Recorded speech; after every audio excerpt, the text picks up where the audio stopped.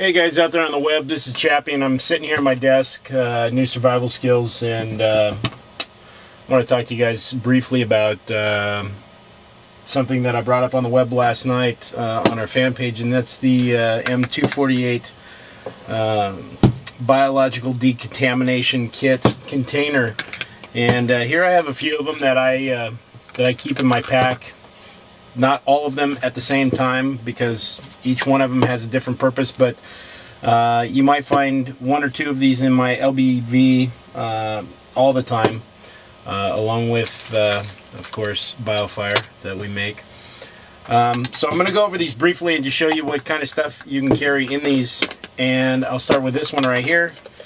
This one has a pair of small pocket binoculars, and the case is completely waterproof, and it floats with the binoculars in there.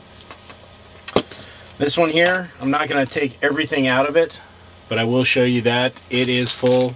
This is a first aid kit, and it's pocket size, and it fits in an LBV pocket, and you can keep it in anything else that you keep your kit in. I'm gonna wait on that one. That one's a fishing kit.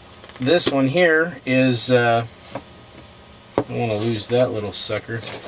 This one is already ground up magnesium, a entire box of magnesium shavings already ready to go.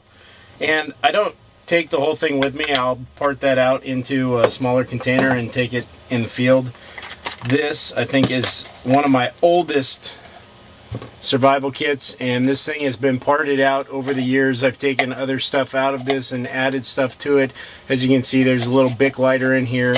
There's a thing of matches, a little fishing kit, and I believe there's another thing of matches in there, a little bobber. But this one's about to be parted out, and the kit's going to be used for something else, because this is my new fishing kit. And as you can see, there's a box of waterproof matches right on the top, and these are great waterproof and windproof matches. As you can see from the size of these little suckers, they have like I would say like a 6 to 8 second burn time, but they burn really hot. And what we've done with a few of them is we've taken and dipped them in wax to add to that fire starting ability. And I carry these in my fishing kit, along with,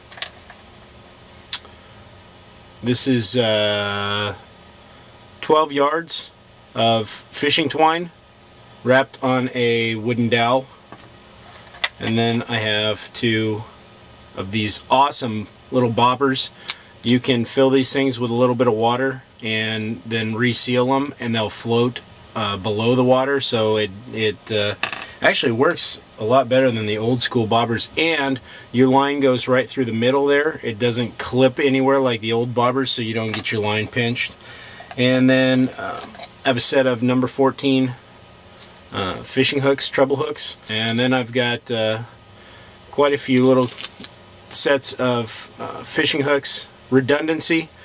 Those of us who've been through military training and survival training and other types of training have graduated the redundancy school of redundancy, and we like to double up on things. Got a small little baggie here with a couple of little plastic worms, just in case I can't find any. And then I've also got in this kit a yo-yo fisherman. I'll show you guys that in a second. And I've also got in this little baggie, I'm not going to open the baggie, but this is just 4-pound test line, and there's 50 yards of it. Now the reason I have 4-pound test line is because I can attach it to my fishing twine, and I have 12 yards of this, so I don't need to have 50-pound or 25-pound line, because this is basically my leader, and I'm not going to really find anything in the wild around Northern California or the United States, North America, that's gonna bust this too easily.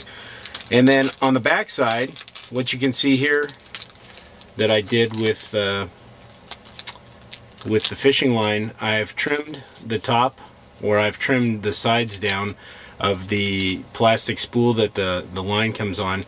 And then you see on the back of this, there's little individual container is what I'd like to call it, but there's little individual pockets on the back side of this. And what I did is I put my lead weights into that, and then I put them into a small baggie. We like to call these crackhead bags.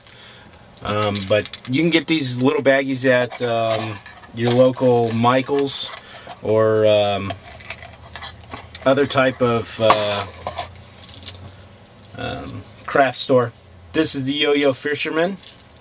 I believe we got this at Sportsman's Guide, but it might have been cheaper than dirt, so check both those places out. This is just a regular Ranger band. It's a piece of elastic that's been cut and then stitched. It's like a boot blousing, but it's been cut and stitched to make a band. And I carry that over this so that I can have it with it. Yo-Yo Fisherman is an automatic reel system. It's got the eye-clip on one end, and then you've got, I think there's about 150 feet of line that comes on the spool, and it's triggered by the fish taking the bait. So you can set this thing. What we do is we use this hole right here, this little hole right here, to attach some tripwire to a tree or a branch or whatever, or we'll nail it to a tree or branch, and then we walk away from it and we leave it be, and you know, however long it takes, the fish nail it, and this thing will automatically set the hook for you. Now, it's not going to reel in your trout unless it's a real small trout, but it will set the hook, and then the fish can sit there and play with it. That's why you want to make sure that this thing is secured to a tree or whatever. And when you come back later, you can collect up your dinner. And I'm going to go for now. So this is Chappy with New Survival Skills saying, go out and look at your local gun shop.